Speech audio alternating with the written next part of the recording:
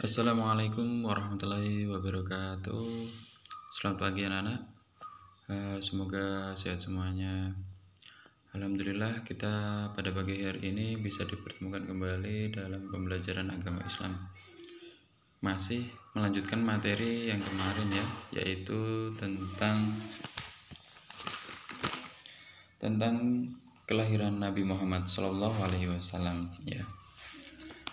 Baiklah, pada pagi hari ini pada pembelajaran pendidikan agama Islam dan budi pekerti kelas 3 semester 1 ini, sebelum kita mulai pembelajaran, marilah kita berdoa terlebih dahulu. Semua anak-anak ikutin Bapak ya. Bismillahirrahmanirrahim. Raditu billahi rabba wa bil islami dina wa bi muhammadin nabiyya wa rasula rabbi zidni ilma warzuqni fahma amin. Baiklah, kita lanjut ke materi yang selanjutnya karena pembahasan kita kemarin belum selesai ya anak-anak. Kita kali ini akan bercerita sedikit, yaitu tentang kisah kelahiran Nabi Muhammad SAW. Masih ingat materi yang kemarin apa? Tentang kelahiran Nabi Muhammad. Apa coba? Bahwa Nabi Muhammad SAW itu dilahirkan di Mekah. Pada hari apa? Pada hari Senin tanggal 12 Rabiul Awal tahun 571 Masehi. Nabi Muhammad SAW adalah putra dari siapa? Ayahnya siapa coba? Abdullah bin Abdul Muthalib. Dan ibunya siapa namanya? Aminah binti Wahab. Diingat-ingat anaknya ya, anak-anak ya. Kita lanjutkan pada cerita halaman 5. Coba dilihat. Kala itu orang-orang di Mekah memiliki kebiasaan berdagang ke negeri Syam. Abdullah pergi ke Syam bersama rombongan pedagang Mekah. Saat hendak pulang ke Mekah, Abdullah jatuh sakit dan kemudian wafat. Abdullah itu siapa? Abdullah itu adalah ayah Nabi Muhammad SAW. Kemudian setelah wafat, beliau dimakamkan di kota Yatsrib. Nah, Yatsrib itu di mana? Yatsrib itu yang sekarang dikenal dengan kota Madinah. Dulu dikenal Yatsrib. Sekarang kita kenal dengan kota Madinah. Kala itu Aminah atau ibu Nabi Muhammad SAW tengah mengandung Nabi Muhammad SAW yang berusia berapa? Berusia 3 bulan. Jadi Nabi Muhammad itu ditinggal oleh ayahnya Abdullah saat berusia 3 bulan. 3 bulan di dalam kandungan ya. Di kalangan bangsawan kaum Quraisy terdapat tradisi. Tradisinya apa? Tradisinya adalah untuk menyusukan anaknya kepada para perempuan di pedalaman gurun. Jadi untuk bangsawan kaum Quraisy terdapat tradisi di sana. Tradisinya adalah untuk menyusukan anaknya kepada para perempuan pedalaman gurun ya. Perempuan di pedalaman gurun. Selain dapat menjamin gizi yang bagus, nilai sastra dan bahasa orang pedalaman Arab juga tinggi. Nabi Muhammad pun dititipkan kepada siapa? Kepada Halimah Sa'diyah ya, dari Bani Sa'ad ya. Nabi Muhammad dititipkan kepada Halimah Sa'diyah dari Bani Sa'ad. Nabi Muhammad SAW kecil tinggal selama 4 tahun di rumah Halimah ya.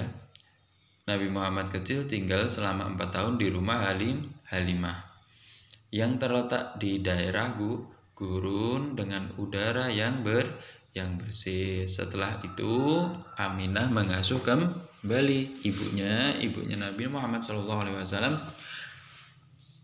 mengasuh kembali Nabi Muhammad, ya. Dan pada usia 5 tahun Aminah mengajak Nabi Muhammad SAW untuk ziarah ke makam ayahnya. Di mana makam ayahnya? Di Madinah. Sayangnya dalam perjalanan ke Madinah, ibunda beliau jatuh sakit dan tidak lama kemudian ia wafat. Lalu Aminah dimakamkan di desa Abwa, sebuah desa yang terletak di antara Mekah dan Madinah. Setelah ibunya wafat, Nabi Muhammad SAW diasuh oleh kakeknya. Siapa nama kakeknya? Nama kakeknya adalah Abdul Muthalib. Setelah kakeknya wafat, tugas mengasuh Nabi Muhammad SAW jatuh kepada siapa? Kepada pamannya. Siapa nama pamannya? Nama pamannya adalah Abu Thalib. Dalam kehidupan remajanya, Nabi Muhammad SAW sering membantu pamannya berdagang, bahkan sampai ke negeri Syam. Dalam perjalanan ke Syam, rombongan Abu Thalib dan Nabi Muhammad SAW bertemu dengan pendeta Bahira. Pendeta tersebut melihat tanda-tanda kenabian yang ada pada diri Nabi Muhammad SAW. Kemudian pendeta tersebut memerintahkan agar Abu Thalib kembali membawa Nabi Muhammad SAW pulang ke Makkah agar tidak diganggu oleh orang Yahudi. Di mana? Di Syam. Abu Thalib merawat Nabi Muhammad SAW seperti merawat anaknya sendiri. Nabi Muhammad SAW tumbuh menjadi pemuda yang mandiri, sehingga tidak pernah merepotkan pamannya. Nabi Muhammad SAW pun memiliki kepribadian yang teguh dan percaya diri, sehingga tidak mudah terpengaruh kebiasaan buruk yang dilakukan oleh siapa? Oleh masyarakat di masa jahiliyah, ya. Ketika berusia 25 tahun, Nabi Muhammad SAW menikah dengan siapa? Dengan saudagar kaya bernama Khadijah binti Khuwailid, yang pada saat itu berusia 40 tahun. Khadijah merupakan wanita terpandang pada masa itu. Beliau hidup bersama selama 25 tahun sampai Khadijah wafat pada usia 65 tahun, ya. Terima kasih. Itu adalah cerita singkat kelahiran Nabi Muhammad SAW sampai beliau menikah, ya. Ini untuk tugas hari ini, silakan dikerjakan anak-anak seperti biasanya. Nanti tugasnya difoto, dikirim lewat WA pribadi. Nomor 1, mengapa tahun kelahiran Nabi Muhammad SAW disebut tahun gajah?